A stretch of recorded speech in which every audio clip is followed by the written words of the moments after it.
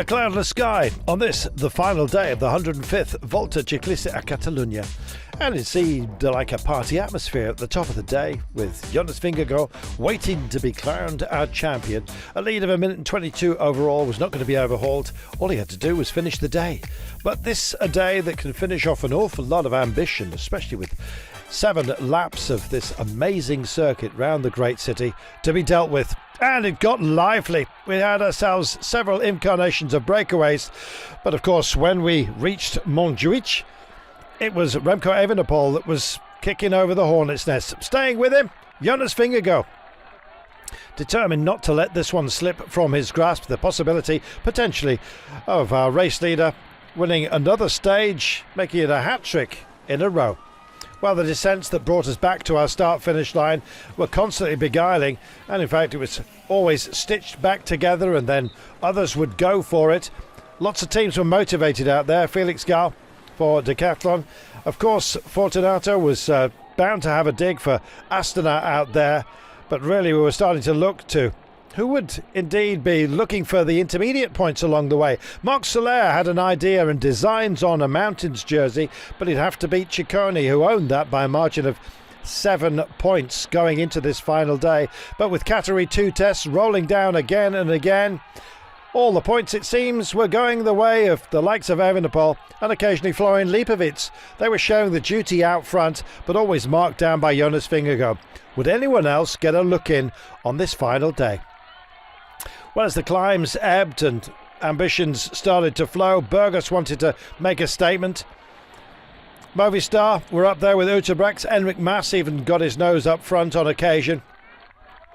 But really this was always being brought back. And then a very long shot. Tobias Vara decided that he would go with 18 kilometres remaining.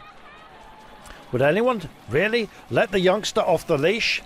Well, he got a bit of a margin, only 10 seconds, you understand, but up to and including our final lap, would that be enough?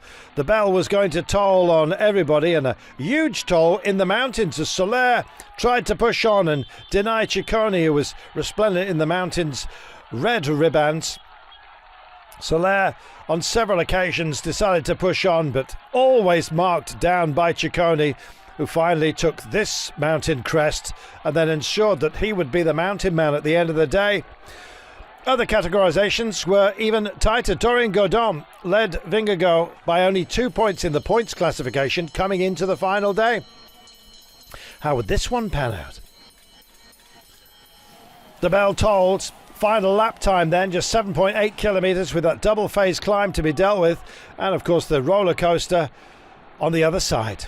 No doubt that Dorian Godon is somebody to be reckoned with, and constantly the Ineos Grenadiers were battling to get him into position.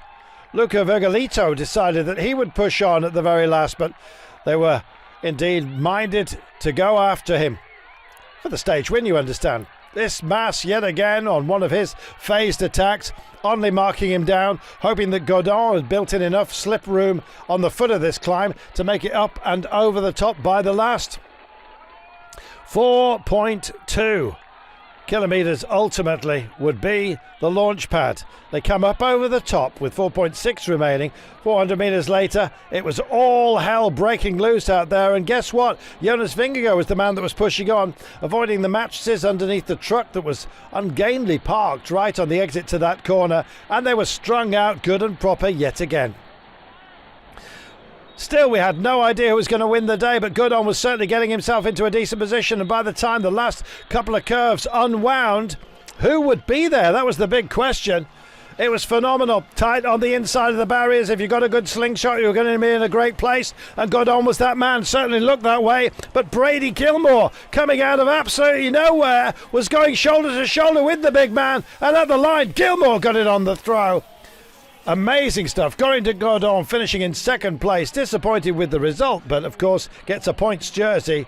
As for Brady Gilmore, biggest win of his career. It meant a huge amount to him, and of course to the new NSN cycling team as well. Out of the blue, Gilmore taking the final day ahead of Godon, Evenepoel, Gonzalez and Le Haut.